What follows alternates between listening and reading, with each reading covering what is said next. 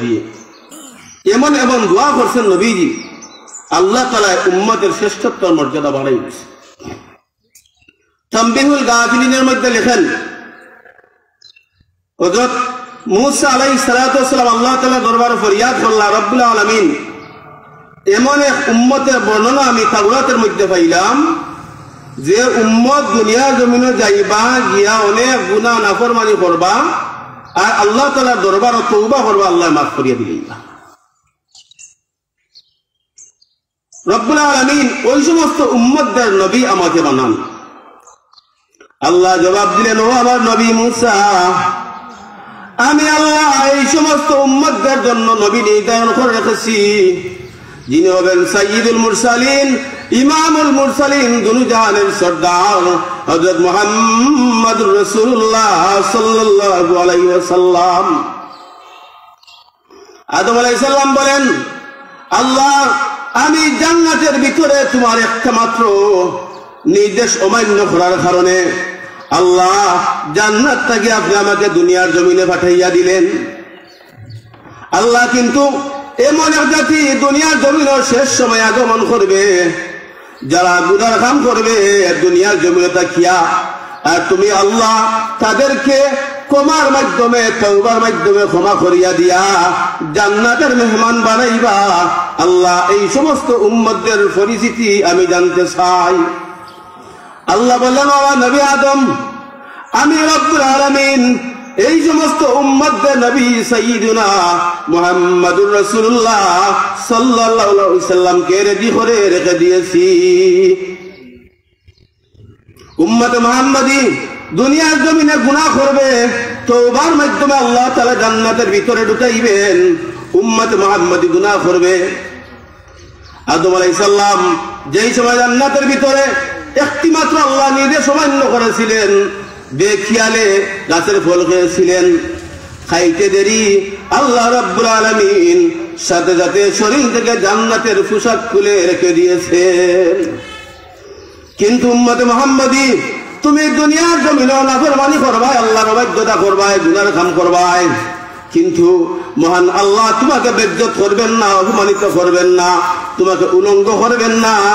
আল্লাহ দরবারে তওবা করিয়া হাত উঠাইয়া তওবা করবাই, মহান আল্লাহ তোমাকে মাফ করিয়া দিয়া জান্নাতের মেহমান বানাইবেন।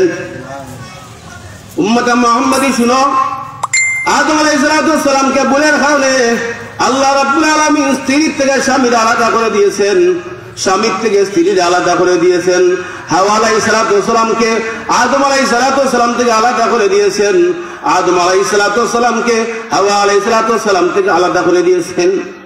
ও উম্মত মুহাম্মাদি তুমি গুনাহ কাম করবাই, আল্লাহর অবাধ্যতা করবাই, আল্লাহর নাফরমানি করবাই, কিন্তু কোনদিন মহান আল্লাহ তোমার স্ত্রীর থেকে তোমাকে আলাদা করবেন না, তোমার স্ত্রীকেও তোমার থেকে আলাদা করবেন না।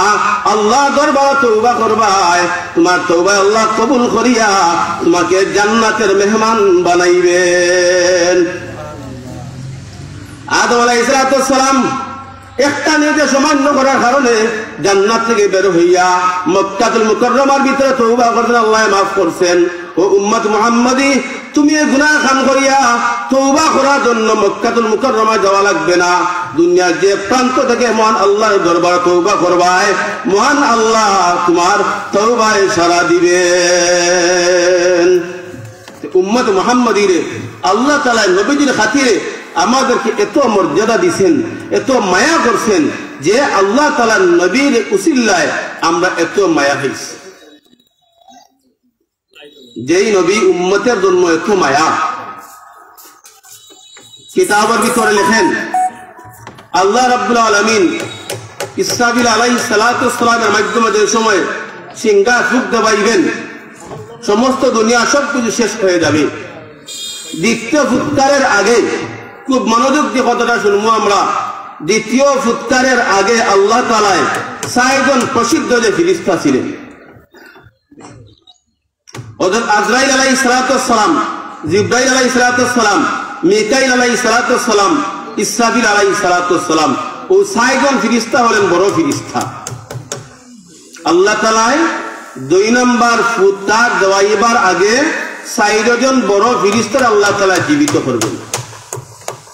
জীবিত করিয়া আল্লাহ রাব্বুল আলামিন জিবরিলে আমিন আল্লাহ নির্দেশ করব, জিব্রাইল যাও আমার হাবিব সাইয়্যিদুনা মুহাম্মদুর রাসূলুল্লাহ সাল্লাল্লাহু আলাইহি ওয়াসাল্লামকে কবর থেকে উঠাও। আল্লাহ রাব্বুল আলামিন জিব্রাইল আলাইহিস সালাতু ওয়াস সালামকে কইবা যাও গিয়া আমার হাবিব সাল্লাল্লাহু আলাইহি ওয়াসাল্লামকে কবর থেকে উঠাও।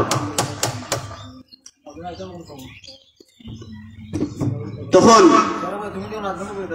মহান রব্বুল আলামিনের এই নির্দেশে হযরত জিব্রাইল আলাইহিস সালাতু ওয়াস সালাম আল্লাহ তাআলার নির্দেশে মুহাম্মদুর রাসূলুল্লাহ সাল্লাল্লাহু আলাইহি ওয়াসাল্লামকে কবর থেকে উঠানোর উদ্দেশ্যে জিবরিল আমিন রওনা দিবেন। নবীজিকে কবর থেকে উঠাইবার উদ্দেশ্যে জিব্রাইল আলাইহিস সালাতু ওয়াস সালাম রওনা দিবেন। জিব্রাইল আলাইহিস সালাম আল্লাহ তাআলা লক্ষ্য করবা কথা, আল্লাহ রাব্বুল আলামিন জিব্রাইল আলাইহিস সালাতু ওয়াস সালামকে নির্দেশ করবেন, ও জিব্রাইল যাও আমার নবী মুহাম্মদুর রাসূলুল্লাহ সাল্লাল্লাহু আলাইহি ওয়াসাল্লামকে কবর থেকে উঠাও। জিবরিল আমিন আল্লাহ রাব্বুল আলামিনের নির্দেশ হইয়া দৌড় দিবেন সাইয়্যিদুল মুরসালিন মুহাম্মদুর রাসূলুল্লাহ সাল্লাল্লাহু আলাইহি ওয়াসাল্লামকে কবর থেকে উঠানোর জন্য। দৌড় দেওয়ার পরে জিবরিল আমিন বলে যাবেন কোন জায়গায় নবীজিকে দাফন করা হয়েছিল, কোন জায়গায় নবীজি আছেন। জিবরাইল আলাইহিস সালাতু ওয়াস সালাম আজরাইল মিকাইল ইসরাফিলকে জিজ্ঞাসা করবেন, ও